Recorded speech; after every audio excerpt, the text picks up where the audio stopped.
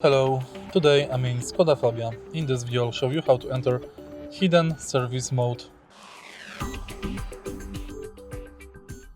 In the beginning take a look at the screen display and next press and hold setup button.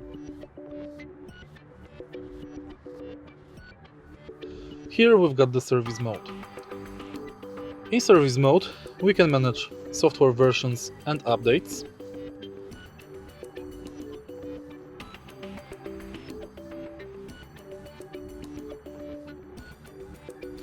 Next, we can manage radio monitors.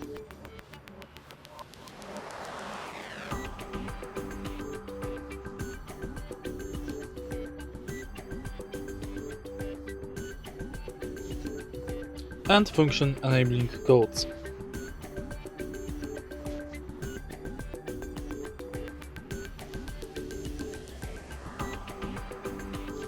If you find this video helpful, please leave like, comment and subscribe.